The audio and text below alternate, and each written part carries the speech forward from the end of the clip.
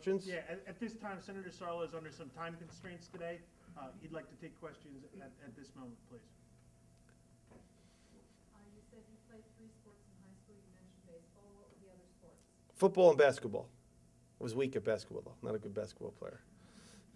Did you ever suffer a concussion? I did suffer a minor concussion, yes. I did suffer a severe knee injury. I had 2 or 3 surgeries. In high school? Yes.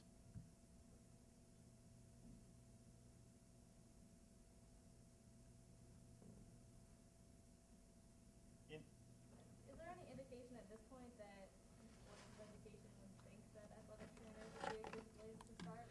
You know, you never know. The public pressure is going to be so immense, and there's going to be a lot of balancing acts that they're going to have to do. And there's a lot of tough rhetoric coming out of the governor's office right now of waste, mismanagement, abuse, fraud.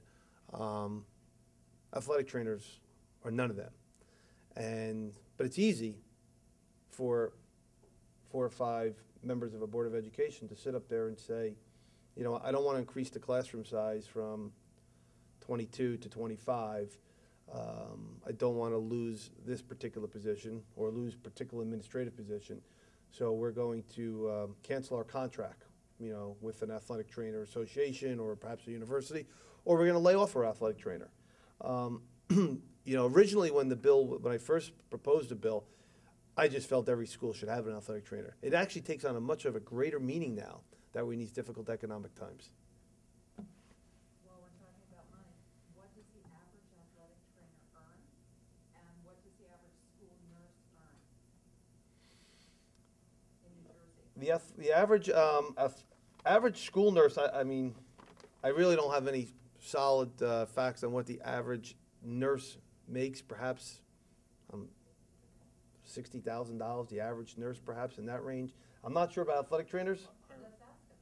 Yes, we did a study 2 years ago looking at the average salaries of an athletic trainer in New Jersey, and our numbers were $63,000 the average salary. So it sounds like it's comparative.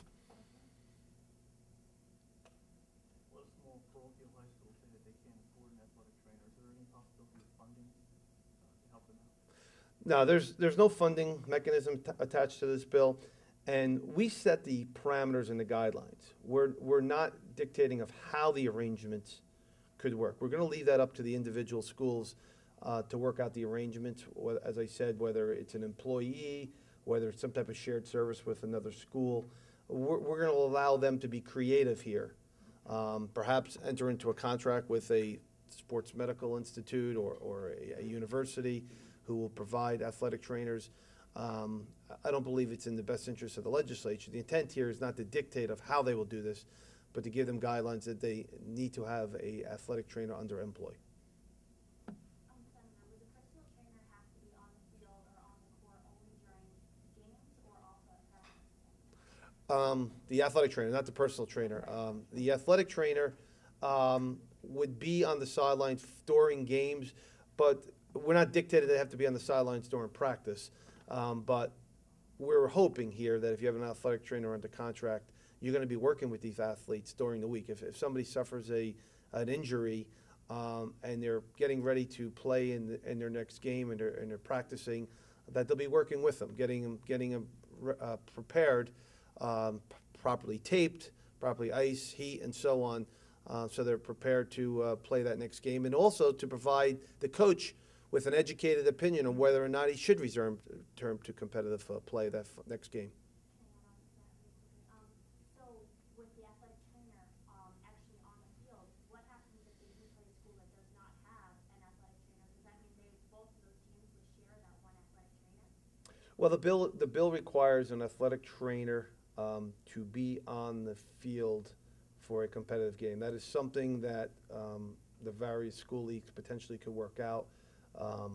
We, as I said, we're allowing, because we understand some of the funding difficulties here, perhaps with some of the smaller parochial schools, we're going to leave that up to them. But our goal is for every competitive high school sport team, every high school, to have an athletic trainer under their tutelage.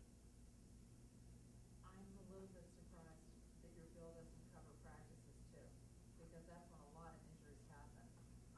we saw it happen at the Olympics during practice runs, including an Olympian being killed. Right. I mean, that's a whole different. What the bill says, you must, as a secondary school, you must have an athletic trainer on staff.